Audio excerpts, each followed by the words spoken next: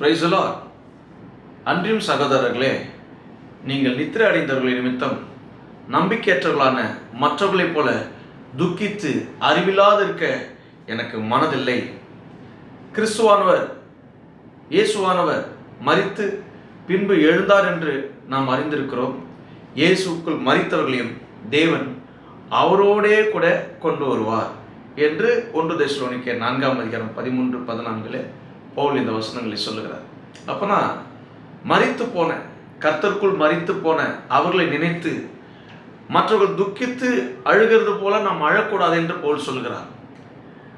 அந்நியர்கள் அவங்க குடும்பத்தில் யாருன்னா மறிச்சிட்டா அதையே நினைச்சு அழுது துக்கித்து பலகீனப்பட்டு போயிடுவாங்க. அதே போல கர்த்தருடைய பிள்ளைகள் நித்திரை அடைந்தவர்களை குறித்து நம்பிக்கையற்றவர்களான மற்றவர்களைப் போல துக்கித்து அறிவில்லாமல் போய்விடக்கூடாது என்று பவுல் இந்த வசனத்திலே நமக்கு சொல்லிக் கொடுக்கிறார். ஏன்னா இயேசுவானவர் மரித்தார், பின்பு எழுந்தார் என்பதை நாம் அறிந்திருக்கிறோம். அதே போலவே அவங்க கிறிஸ்துக்குள்ள தானே மரிச்சிருக்கிறாங்க. நிச்சயமாக இயேசு வரும்பொழுது தேவன் இயேசுவோடு அவர்களையும் கொண்டு வருவார் என்றுதான் பவுல் இந்த வசனத்திலே நமக்கு சொல்லுகிறார். இதில் ஒரு விஷயத்தை நாம் கற்றுக்கொள்ள போகிறோம்.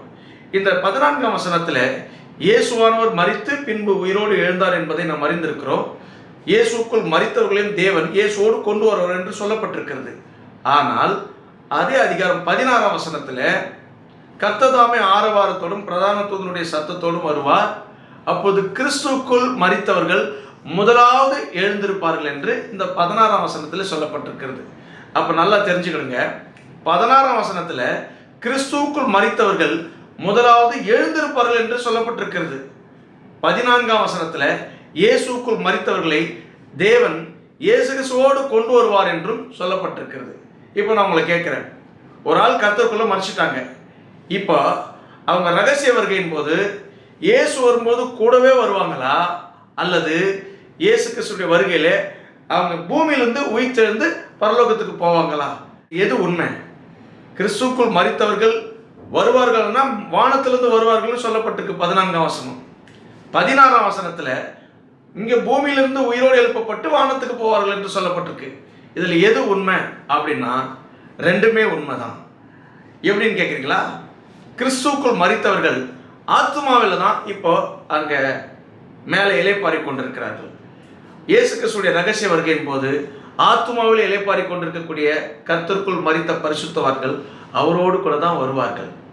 ஆனால் அவங்களுடைய சரீரம் இங்கே கல்லறையில் இருக்குல்ல, இமைப்பொழுதுல அந்த ஆத்மா கல்லறையில் இருக்கக்கூடிய அந்த சரீரத்துக்குள்ள புகுந்து அதற்கு பிறகு அவங்க உயிரோடு எழுப்பப்படுகிறார்கள்.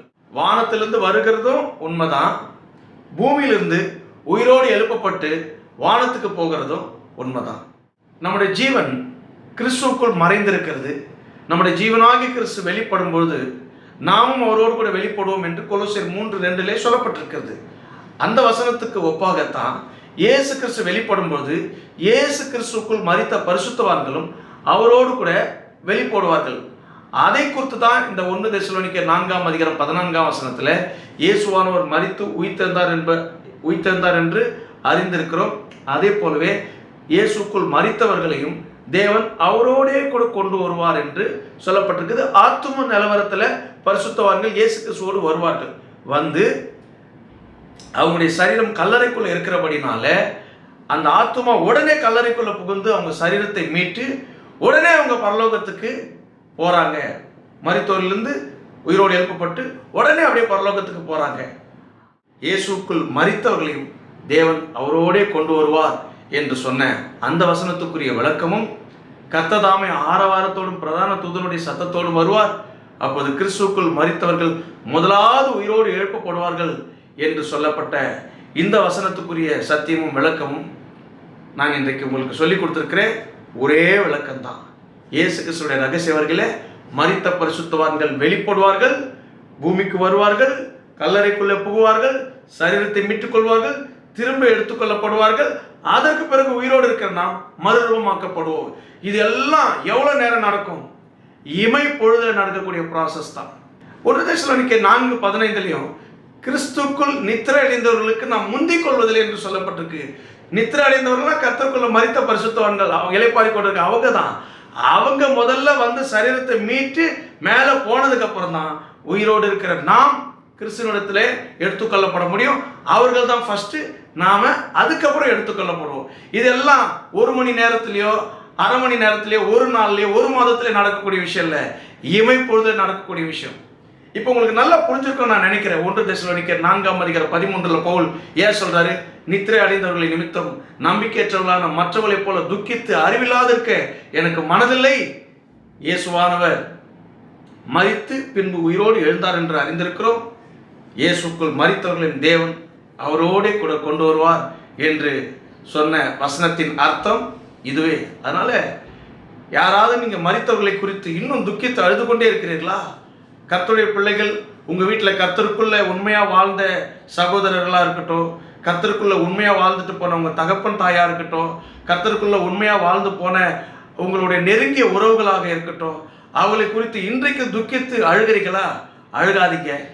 கிறிஸ்துவுக்குள் மரித்தவர்களை தேவன் அவரோடே கொண்டு வருவார் என்ற நம்பிக்கையோடு இருங்க. கர்த்தர் தாமே உங்களை ஆசீர்வதிப்பாராக.